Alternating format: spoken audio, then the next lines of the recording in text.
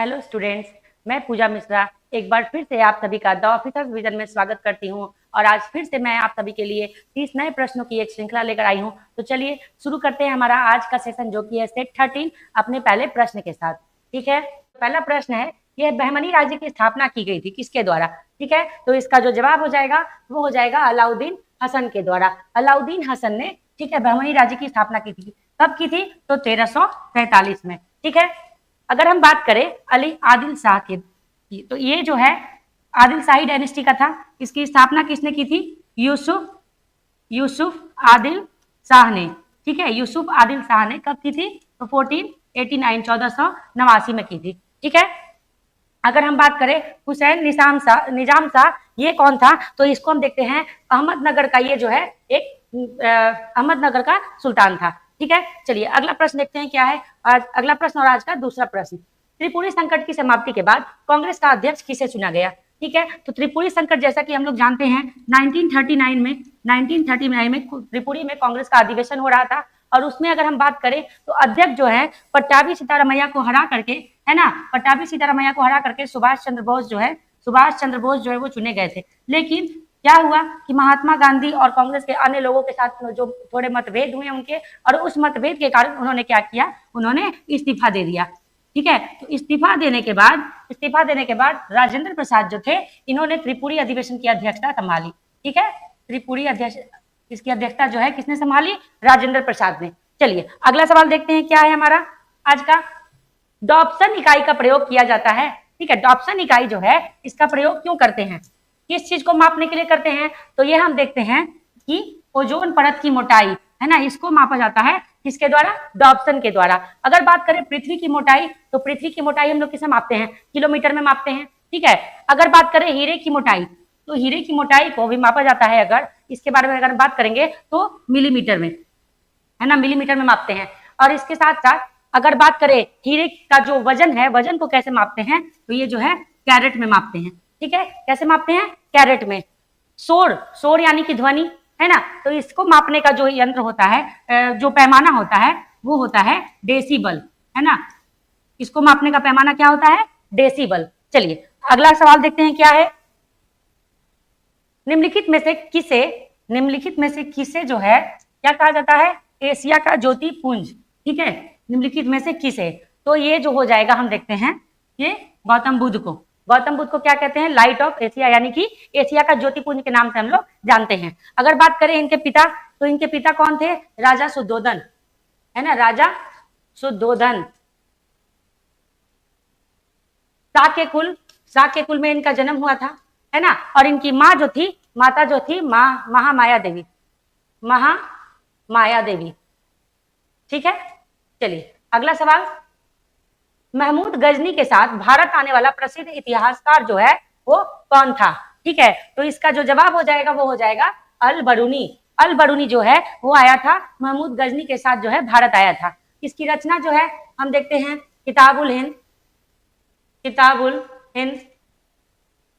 ठीक है, अगर बात करें इब्न बतूता की, ठीक है, तो रेहला इसकी रचना है। किसके समय आया था? तो ये भारत आया था मोहम्मद बिन तुगलक के समय। ठीक है, चलिए अगला सवाल देखते हैं क्या है आज का।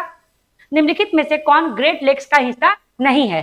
ठीक है, ग्रेट लेक्स कहाँ है? तो हम देखते हैं कि नॉर्थ अमेरिका में, है ना, कनाडा और यूएसए, है ना, यहाँ पर इसके बॉर्डर पे हमको ये जो है ग्रेट लेक्स देखने को मिलते हैं। ग्रेट लेक्स जो है यहाँ पे 5 लेक्स जो है ये पाए जाते हैं। कौन कौन इसका हिस्सा है पहले देख लेते हैं। सुपीरियर है, ह्यूरोन है, मिशिगन है। बियर जो है ये इसका हिस्सा नहीं है। लेक बियर हमको कहाँ मिलता है?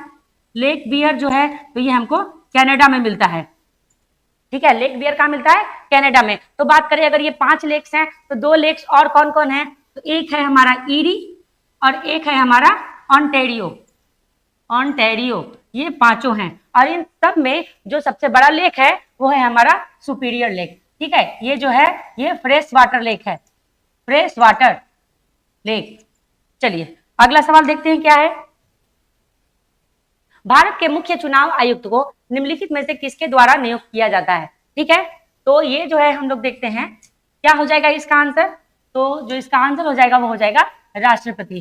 राष्ट्रपति के पास जो है ये पावर होता है कि वो मुख्य चुनाव आयुक्त को नियुक्त करते हैं। ठीक है, अगर हम बात करें हमारे संविधान में चुनाव आयुक्त के बारे में किस भाग में दिया हुआ है, किस आर्टिकल में दिया हुआ है ना, तो देखते हैं भाग 15 जो है उसके साथ साथ आर्टिकल की बात करें तो 324 से लेकर के 329 ए तक है ना दिया हुआ है। अगर बात करें अभी जो है चुनाव आयुक्त वर्तमान में कौन है, तो हम देखते हैं कि ज्ञानेश कुमार ये जो है मुख्य चुनाव आयुक्त अभी हैं। ठीक है, चलिए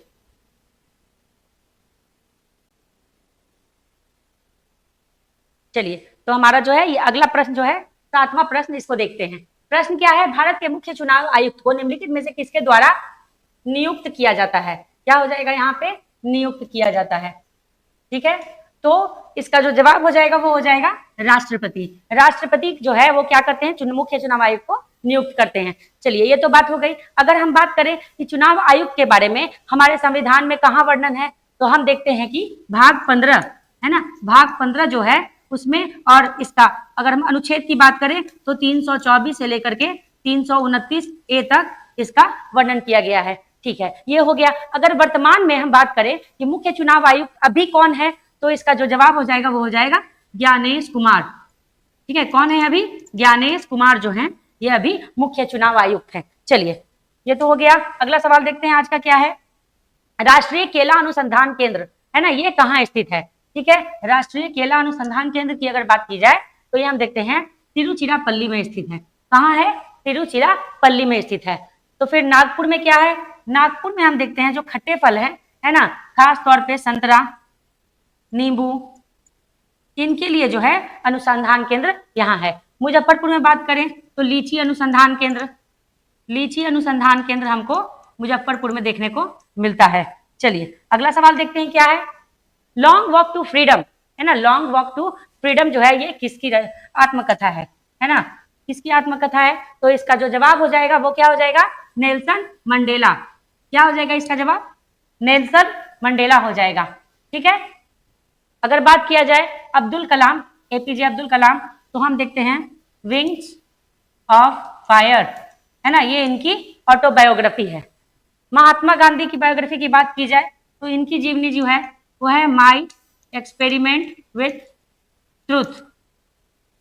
ठीक है, ये महात्मा गांधी की। चलिए अगला सवाल देखते हैं क्या है, grand old man of India निम्नलिखित में से किसे कहा जाता है? ठीक है, grand old man of India की बात की जाए तो इनमें से किसे कहते हैं? तो ये जो है दादा भाई नौरोजी है ना, इन्हें क्या कहा जाता है, grand old man of India. Mahatma Gandhi Bapu, राष्ट्रपिता, ठीक है, ये हम इन्हें कहते हैं। बात करें जगजीवन राम तो बाबूजी, ठीक है, सरदार वल्लभ भाई पटेल तो इनको लौह पुरुष। चलिए अगला सवाल देखते हैं क्या है, भारत में प्रिंटिंग प्रेस लाने का श्रेय किसे जाता है? ठीक है, प्रिंटिंग प्रेस की बात करें तो भारत में प्रिंटिंग प्रेस जो है लाया गया था वो पुर्तगालियों के द्वारा। ठीक है, किसके द्वारा लाया गया था, पुर्तगालियों के द्वारा। चलिए अगला सवाल देखते हैं क्या है, भारत में तंबाकू कहां से आया? ठीक है, भारत में कुछ ऐसी चीजें थी, ठीक है, जो भारत में पहले मौजूद नहीं थी। विदेशों से ये जो है विदेशी जब भारत आए तो इन्हें अपने साथ लेकर आए, उसी में से एक था तंबाकू। ठीक है, तो यूरोप से आया। यूरोप से कौन, तो हम देखते हैं पुर्तगाली थे जो तंबाकू को भारत में लेके आए। ठीक है, इसके साथ और बात करें अगर तो मिर्च, आलू, ये भी जो है कहां से आया है, पुर्तगाल से ही आया है भारत में। कागज की बात करें, कागज तो ये देखते हैं हम चीन से आया है भारत में। चलिए अगला सवाल देखते हैं क्या है, स्वतंत्रता के बाद विकसित किया गया पहला पत्तन जो है ये कौन था? ठीक है, तो स्वतंत्रता के बाद की अगर हम बात करेंगे तो पहला पत्तन जो है ये हो जाएगा कांडला। क्या हो जाएगा, कांडला। कहाँ था कांडला, कहाँ है? अगर हम देखेंगे तो गुजरात में। कहाँ है, गुजरात में। चलिए अगला सवाल देखते हैं क्या है, सरदार सरोवर बांध, सरदार सरोवर बांध की बात करेंगे किस नदी पर है? ठीक है, सरदार सरोवर बांध जो है तो ये हमको नर्मदा नदी पर देखने को मिलता है। महानदी पर, महानदी की बात करें, ठीक है, तो हीराकुंड, हीराकुंड उड़ीसा में। भागीरथी नदी की बात करें तो उत्तराखंड में हमको टिहरी बांध देखने को मिलता है। ठीक है, उत्तराखंड में है टिहरी बांध। कृष्णा नदी पर नागार्जुन नागार्जुन सागर बांध। चलिए अगला सवाल देखते हैं क्या है। हरिजन सेवक संघ की स्थापना किसके द्वारा की गई थी? हरिजन सेवक संघ की स्थापना। ठीक है, तो इसका जो जवाब हो जाएगा वो क्या हो जाएगा? हरिजन सेवक संघ महात्मा गांधी। ठीक है, हरिजन सेवक संघ की स्थापना महात्मा गांधी ने की थी। कब की थी? 1935 में। ठीक है, राजा राम मोहन राय इन्होंने किस चीज की स्थापना की थी? तो हम देखते हैं ब्रह्म समाज। ब्रह्म समाज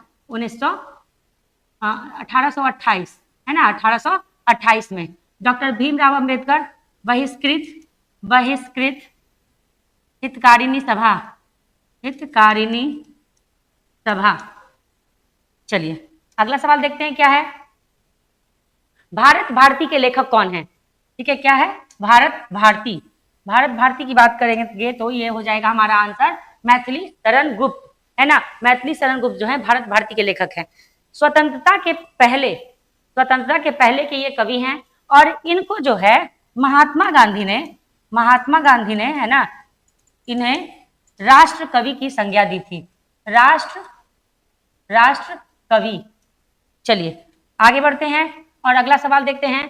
सेंट्रल लेजिस्लेटिव असेंबली का प्रथम भारतीय अध्यक्ष यानी स्पीकर जो है वो कौन था? ठीक है, अब ये कब की बात हो रही है? तो ये बात हो रही है आजादी के पहले की। ठीक है, आजादी के पहले की। तो इसका जो जवाब हो जाएगा वो हो जाएगा विट्ठल भाई जे पटेल। क्या हो जाएगा? विट्ठल भाई जे पटेल। चलिए अगला सवाल देखते हैं। निम्नलिखित में से कौन कभी भारतीय राष्ट्रीय कांग्रेस का अध्यक्ष नहीं बना? ठीक है, तो इसका जो जवाब हो जाएगा ये हमारा हो जाएगा बाल गंगाधर तिलक। बाल गंगाधर तिलक जो है ये कभी भी राष्ट्रीय कांग्रेस के अध्यक्ष नहीं बने। हुआ क्या था कि पूना में जो है ये इनका अपना क्षेत्र था और पूना से बाहर जो है एक अधिवेशन होने वाला था जिसमें इनको अध्यक्ष जो है के रूप में चुना गया था, लेकिन फिर से वो अधिवेशन जो है पूना में ही हो गया। और कांग्रेस का जो है ये रूल था, ये नियम था कि अपने क्षेत्र में कोई भी जो है अधिवेशन की अध्यक्षता नहीं करेगा। ठीक है, तो बाल गंगाधर तिलक जो है 1920 में ये अधिवेशन होने वाला था, वहां पर ये उन्होंने अध्यक्षता नहीं की। और आगे जब कभी ये अधिवेशन की अध्यक्षता करते उससे पहले 1921 में इनकी मृत्यु हो जाती है। चलिए अगला सवाल देखते हैं। अच्छा, इसमें बदरुद्दीन तैयब जी की अगर बात करें, ये कौन थे? तो बदरुद्दीन तैयब जी जो हैं ये पहले मुस्लिम अध्यक्ष थे। पहले मुस्लिम अध्यक्ष थे कांग्रेस के अधिवेशन में जिन्होंने अध्यक्षता की थी। किस साल की थी अध्यक्षता इन्होंने? कांग्रेस का तीसरा अधिवेशन यानी कि 1887 का। चलिए अगला सवाल देखते हैं। निम्नलिखित स्वाधीनता संग्रामियों तथा उनके द्वारा प्रारंभ समाचार पत्रों के जोड़े में से कौन सा जोड़ा जो है वो गलत है? ये हमको बताना है।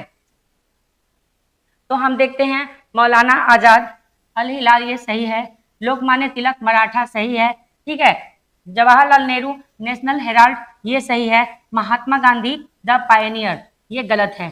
ठीक है, द पायनियर जो है महात्मा गांधी की नहीं है। चलिए अगला सवाल देखते हैं। निम्नलिखित में से किसे केप कैमोरिन के नाम से जाना जाता है? किसे? ठीक है, तो इसका जो जवाब हो जाएगा वो हो जाएगा कन्याकुमारी। कन्याकुमारी को केप कैमोरिन के नाम से भी जाना जाता था। अगला सवाल देखते हैं क्या है। नेहरू रिपोर्ट निम्नलिखित में से किसके द्वारा तैयार की गई थी? ठीक है, नेहरू रिपोर्ट की बात कर रहे हैं हम लोग। कब जो है इसको तैयार किया गया था? तो हम देखते हैं 1928 में। किसके द्वारा तैयार किया गया था? तो हो जाएगा मोतीलाल नेहरू के द्वारा।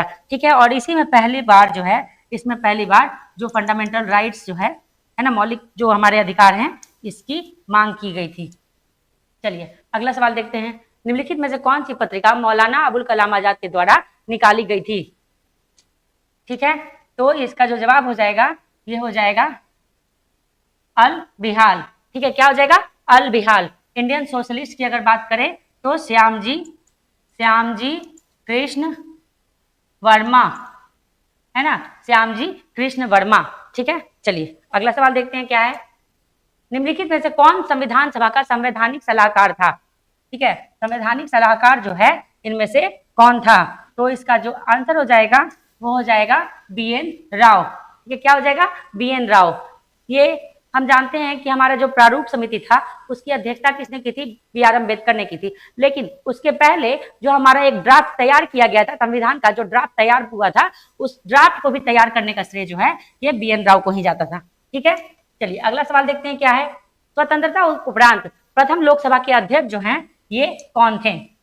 तो इसका जो जवाब हो जाएगा वो हो जाएगा जीवी मावलंकर। चलिए अगला सवाल देखते हैं। दूध का दही में परिवर्तन निम्नलिखित में से किसके द्वारा होता है? ठीक है, दूध जो है जब दही बन जाता है तो किसके द्वारा होता है? तो इसका जो जवाब होगा वो हो जाएगा बैक्टीरिया के द्वारा। ठीक है, बैक्टीरिया भी कौन सी बैक्टीरिया जो है इसके लिए जिम्मेदार है? तो हम देखते हैं लैक्टोबैसिलस। लैक्टोबैसिलस जो बैक्टीरिया है वो इसके लिए जिम्मेदार है। ठीक है, दूध से दही बनना ये कौन सी अभिक्रिया होती है? रासायनिक अभिक्रिया या भौतिक अभिक्रिया? तो हम देखते हैं कि ये रासायनिक अभिक्रिया है। ठीक है, क्या है ये? रासायनिक अभिक्रिया। चलिए अगला सवाल देखते हैं आज का क्या है। तो निम्नलिखित में से किस वैज्ञानिक ने गुरुत्वाकर्षण का सार्वभौमिक नियम दिया था? ठीक है, किसने दिया था? तो इसका जो जवाब हो जाएगा वो हो जाएगा न्यूटन ने। किसने दिया था? न्यूटन ने बताया था। ठीक है, कॉपरनिकस की बात करेंगे तो हेलियोसेंट्रिक थ्योरी के बारे में इन्होंने बताया था। यानी कि इन्होंने बताया था कि केंद्र में जो है ये कौन है? सूर्य है, और बाकी जो ग्रह हैं वो या पृथ्वी ये इसके मतलब कि चारों तरफ चक्कर लगाते हैं। चलिए अगला सवाल देखते हैं क्या है आज का। निम्नलिखित में से कौन सा स्थल शैल चित्रों के लिए प्रसिद्ध है? शैल यानी कि शैल किसको कहते हैं? पत्थर, है ना, पत्थर या फिर शैल गुफा। ठीक है, तो इसमें हम जो जवाब देखेंगे वो हो जाएगा भीमबेटका। भीमबेटका जो है शैल चित्रों के लिए या फिर गुफा चित्रकारी के लिए प्रसिद्ध है। कहाँ है ये भीमबेटका? तो हम देखते हैं मध्य प्रदेश में, मध्य प्रदेश का रायसीना जिला है। कहाँ पर? रायसीना जिला, वहां पे हमको भीमबेटका देखने को मिलता है। चलिए अगला सवाल देखते हैं क्या है। आंध्र सातवाहन राजाओं की सबसे लंबी सूची किस पुराण में मिलती है ना? यानी कि किस पुराण से हमको आंध्र सातवाहन के बारे में जानकारी मिलती है? तो इसका जो जवाब हो जाएगा वो हो जाएगा मत्स्य पुराण। ठीक है, मत्स्य पुराण आंध्र सातवाहन के बारे में। सातवाहन वंश की स्थापना किसने की थी? तो हम देखते हैं सिमुक ने। सातवाहनों की राजधानी कहाँ थी? तो प्रतिष्ठान या फिर पैठन भी इसको बोला जाता था। अभी कहाँ है? तो महाराष्ट्र में। ठीक है, अगर बात करें हम वायु पुराण की तो यहाँ से हमको गुप्ता डायनेस्टी के बारे में जानकारी मिलती है। विष्णु पुराण से हमको मौर्यंस के बारे में जानकारी जो है ये मिलती है। चलिए अगला सवाल देखते हैं आज का क्या है। और आज का अगला सवाल जो है वो है निम्नलिखित में से किस राज्य की सीमा बांग्लादेश से नहीं मिलती? ठीक है, किस राज्य की सीमा जो है वो बांग्लादेश से नहीं मिलती? अगर इसका जवाब देखा जाए तो क्या हो जाएगा? ये हो जाएगा मणिपुर। ठीक है, मणिपुर की सीमा जो है वो बांग्लादेश से नहीं लगती। टोटल कितने राज्य हैं जो बांग्लादेश से सीमा बनाते हैं? तो हम देखते हैं टोटल भारतीय 5 ऐसे राज्य हैं। त्रिपुरा, मेघालय, मिजोरम और क्या हो जाएगा? पश्चिम बंगाल और क्या हो जाएगा? असम। ठीक है, चलिए अगला सवाल देखते हैं। और ये रहा हमारा अगला सवाल और आज का अंतिम सवाल। ठीक है, क्या है सवाल? महात्मा गांधी को राष्ट्रपिता कहने वाला प्रथम व्यक्ति कौन था? तो इसका जो जवाब हो जाएगा वो हो जाएगा हमारा सुभाष चंद्र बोस, है ना। सुभाष चंद्र बोस जो है ये जो है 1944 में सिंगापुर में ये थे, और सिंगापुर से रेडियो प्रसारित करते हुए जो है ये एक संदेश छोड़ते हैं, और उस संदेश में जो है ये महात्मा गांधी को जो है ये राष्ट्रपिता कहते हैं और उनसे जो है आशीर्वाद मांगते हैं। ठीक है, चलिए ये तो हो गया इसका आंसर। रविंद्रनाथ टैगोर इन्होंने क्या कहा था? तो महात्मा कहा था। इन्होंने क्या कहा था? महात्मा कहा था। किसको? राष्ट्रपिता गांधी को। ठीक है, गांधी को महात्मा कहा था, और फिर बाद में महात्मा गांधी ने रविंद्रनाथ टैगोर को गुरु की संज्ञा दी थी। ठीक है, क्या कहा था? गुरु कहा था। चलिए, इसके साथ ही हमारा आज का जो सेशन है यहीं पर खत्म होता है। ठीक है, अगली बार फिर से मैं आप लोगों के लिए नया सेशन लेकर आऊंगी, फिर से कुछ नए प्रश्न होंगे जो बहुत ही जरूरी होंगे। तब तक के लिए नमस्कार।